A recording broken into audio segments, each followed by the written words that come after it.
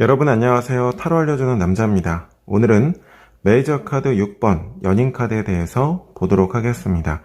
타로 카드를 이해하는 관점이 여러 가지가 있다고 말씀드렸잖아요.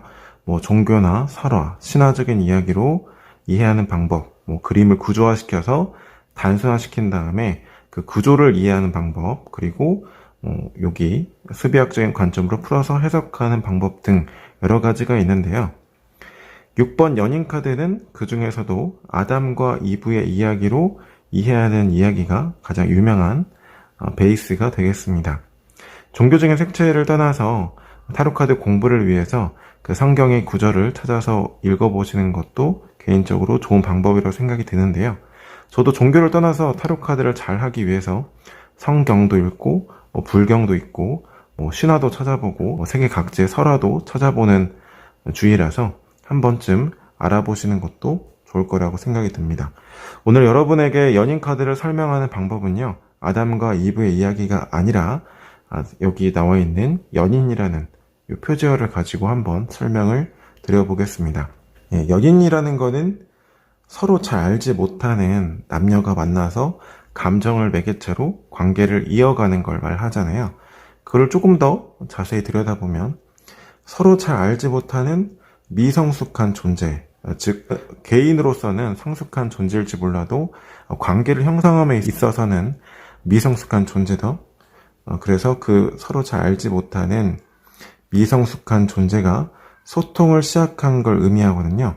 하지만 그 결합이라는 거는 반드시 그 개인적인 관점에서 봤을 때 각자에게 좋은 결과만을 가지고 오지는 않습니다. 이를테면 서로 함께함으로써 반드시 해야 하는 어떤 책임감이라든지 의무적인 일들이 있는 거죠. 그래서 이 결합이라는 거는 스스로의 힘으로 무엇을 할 수 없는 개인이 소통을 통해서 공동의 목표를 이루고자 하는 욕망이 일어날 때 생겨난다. 그래서 그런 욕망이 일어날 때 소통을 하게 되고 그 결과로 결합을 하게 되고 그리고 책임져야 되는 책임과 의무의 일들이 결과론적으로 일어날 수 있다. 이렇게 스토리라임으로 이해하시는 게 조금 더 좋은 방법입니다. 6번 연인 카드를 소통의 카드다, 결합의 카드다 이렇게 단어 마디마디로 끊어서 이해하시는 분들이 있는데 연인 카드만큼은 이렇게 스토리라임으로 이해하는 게 조금 더 실전적으로 적용하실 때 쉽게 이해되고 사용하실 수 있다는 점 말씀드리겠습니다. 수비학적인 관점에서 숫자 6은 앞서 말씀드린 것과 마찬가지로 어떤 소통 그리고 결합이라는 의미가 있는데요. 그런데 6은 앞에 미완성의 숫자 3과 3이 만난 것이 6입니다. 3, 미완성이죠. 네, 여황제 카드 영상을 참고해 주시면 되겠고요. 네, 여기서 말하는 미완성의 객체라는 거는 이를테면 이런 겁니다. 학교 다닐 때 친구가 야 도시락 까먹지 않을래? 이렇게 속삭여요. 그래서 수업 시간에 도시락을 막 까먹습니다. 선생님 몰래. 이렇게 얘기하면은 제가 굉장히 나이가 많아 보이죠.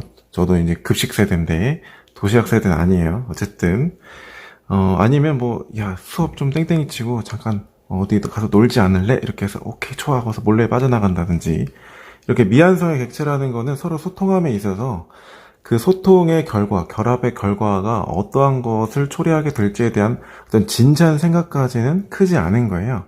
하지만 그 객체 입장에서는 어때요? 굉장히 우호적이고 굉장히 친화적이고 굉장히 재밌고 수평적이고 감정적이고 이런 거죠. 그래서 러버스 카드에서 말하는 이 수평적이다, 어떤 수통이다, 이거는 반드시 남녀 간의 이성 간의 감정만을 말하지는 않습니다. 친구 간의 감정을 말할 수도 있고요. 혹은 나에 대해서 그만큼 엄청 무거운 감정까지는 아니지만 굉장히 우호적이고 굉장히 좋은 분위기, 그런 태도를 취하고 있다. 이렇게 볼 수도 있고, 그만큼 나를 좋게 호감을 가지고 보고 있다. 이렇게 볼 수도 있고, 혹은 때에 따라서는 나를 유혹하는 중이다. 조금 다른 목적이 있어서 좀 육체적인 관계를 통해서 어떤 유혹을 한다. 다른 목적이 있다. 이렇게 볼 수도 있는 거죠. 그래서 러버스 카드를 흔히 어려워하시는 경우가 이게 딱 봐도 뭔가 벌거벗은 남녀, 아담과 이브 그려져 있고 사랑에 대한 이야기 같으니까 반드시 남녀 간의 이성으로 막 해석하시는 분들이 있고, 러버스 카드 뜨면, 친구가 너한테 이성의 감정을 가지고 있어. 이렇게 하는데, 로맨스, 감정을 의미하지는 않는 거고요.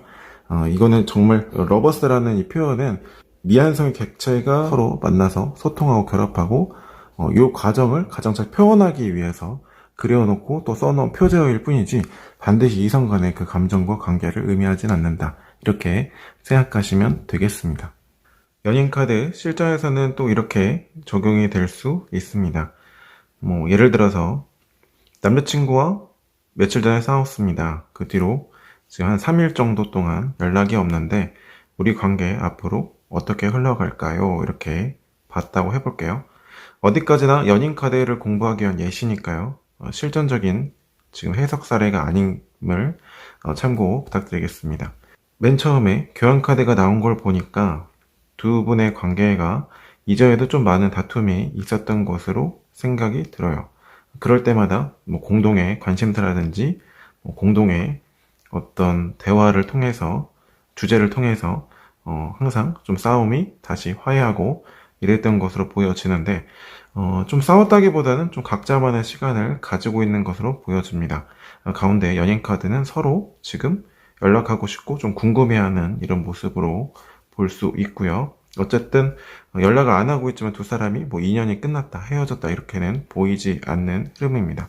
마지막에 여황제 카드는 두 사람의 관계가 여태까지는 그냥 다툼을 화해하기 위한 형식적인 화해나 어떤 그런 관계를 유지해왔다면 이후에는 마음을 열고 대화하는 기회가 마련이 돼서 서로 편한 관계로 나아가겠다, 조금 더 발전적인 관계로 바뀔 수 있겠다, 이렇게 보여집니다. 결혼은 반쪽 두 개가 합쳐져서 완전한 쪽이 되는 것이다. 흔히 이렇게 생각합니다. 그래서 배우자를 자신의 반쪽이라고도 말합니다. 그런데 반쪽과 반쪽을 합치면 가운데 금이 생깁니다. 전체 모양은 완전한 쪽 같지만 갈라진 금 때문에 영원히 반쪽일 수밖에 없습니다. 흔히 외롭거나 힘들 때 기댈 수 있는 사람을 찾습니다. 그러나 내가 부족해서 상대를 필요로 하면 자꾸 상대에게 기대감이 생깁니다. 상대에 기대어 외로움을 채우려는 반쪽인 이상 완전한 행복에 이를 수가 없습니다. 그러다 한쪽이 떨어져 나가면 다시 반쪽이 되기 때문입니다. 상대가 없어도 내가 완전해야 합니다. 그래서 상대의 완전한 쪽과 내 완전한 쪽이 합쳐져서 가운데 금이 없는 하나가 되어야 합니다. 그래야 하나가 없어져도 다시 완전한 쪽이 될 수 있습니다. 상대에게 기대지 않고 스스로 설 수 있어야 합니다. 스스로 서면 상대가 필요 없을까요? 그렇지 않습니다. 내가 온전하면 상대에게 기대하는 것이 없고 기대하는 것이 없기 때문에 상대를 더 잘 이해하고 상대가 필요할 때 도움을 줄 수 있습니다. 알면서도 자꾸 기대고 싶은 마음이 올라와서 힘들어하는 경우가 있습니다. 기대고 싶은 마음이 일어나는 것은 내 카르마이기 때문에 어쩔 수 없습니다. 다만 기대고 싶은 마음에 사로잡히면 안 됩니다. 이 마음을 따라가게 되면 결국은 스스로를 속박하게 됩니다. 외로움은 같이 사느냐, 떨어져서 사느냐, 이런 데서 발생하는 문제가 아닙니다. 외로움은 마음의 문을 닫으면 외로워지는 것입니다. 상대방을 있는 그대로 인정하고 그 사람 편에서 이해하고 마음을 써줄 때 감히 사랑이라고 말할 수 있습니다. 지금까지 타로 알려주는 남자였습니다. 오늘도 타로 카드와 함께 행복하게 아날로그 하세요. 고맙습니다.